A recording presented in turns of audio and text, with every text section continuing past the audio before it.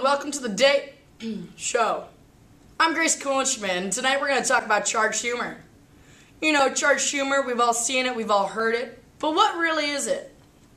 I feel like if you ask your average person about charged humor, they'd be like, well, like, charged humor is like, yeah, it's like that humor that's like really charged and like, it's like really important, but like not everyone gets it, and like sometimes it's really mean, but it's also like sometimes like really nice to like people that need it. But like mostly it's just like a lot of electricity, and like it's like really charged, you know.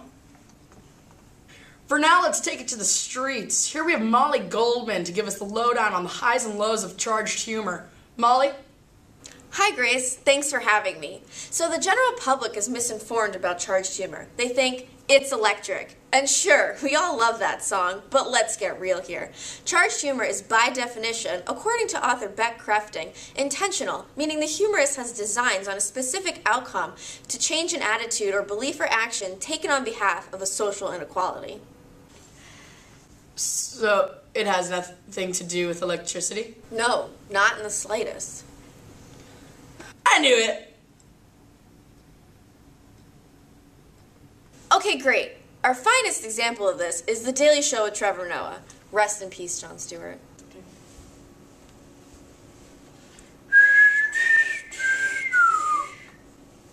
In this show, shockingly similar to ours, the host comments on current social and political events through a humorous lens.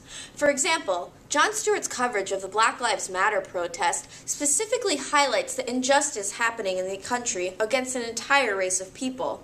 The comedic way Stewart goes about presenting these horrible national issues highlights the social inequalities as well as their absurdities. Let's throw it to Jon to see how he deals with the racial discrimination with a smart twist that we like to call satirical charged humor.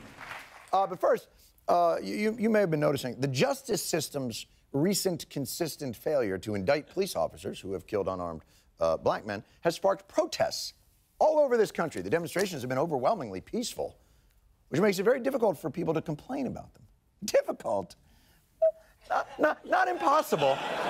You have the right to protest, to go on the sidewalk and make noise and hold signs and let people know you disagree. But when you block traffic, that's a form of violence. Yes!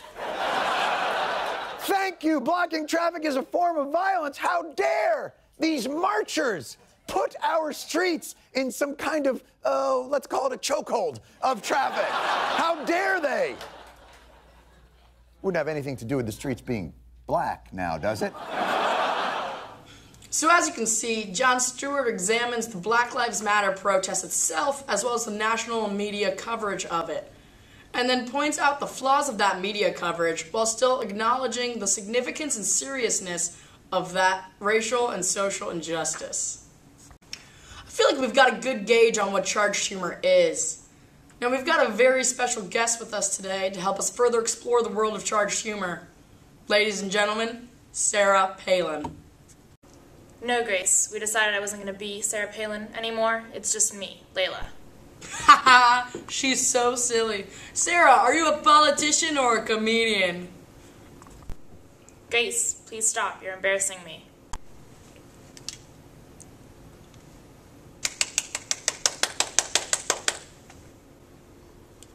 Moving on. An important part of the definition of charged humor also comes from who is performing it. While everyone can perform charged humor, it's far more likely to be performed by people who are part of the groups whose social, racial, or political injustice they are trying to uncover.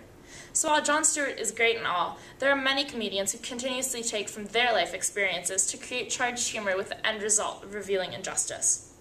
Female stand-up comics frequently do bits as part of their performances about the social injustice they've experienced as both women and women comics.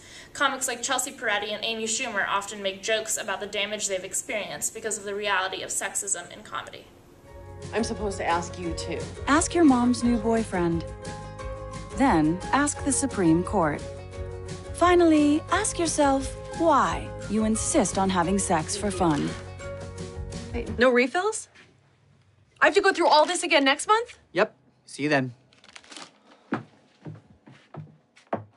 Can I have a gun? Yep. Remember, that's your right. As you saw with Amy Schumer, female comics today are able to convey disparities in our society through comedically charged humor. Schumer's clip is a perfect example of creating cultural citizenship as a byproduct of charged humor. The struggle she goes through shows that women face numerous hurdles to simply get birth control, whereas men can simply get a gun or Viagra in a split second. This undertaking is relatable to women across the U.S. because of laws and societal norms that insist on policing women's rights to their bodies. That clip is probably funnier to women than men, because women can easily see themselves in this example because of a shared personal experience.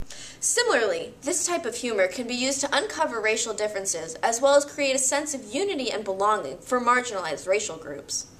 I love the spelling bee, or as I like to call it, the Indian Super Bowl. 6 winners in a row! 6 in a row, son! That's incredible!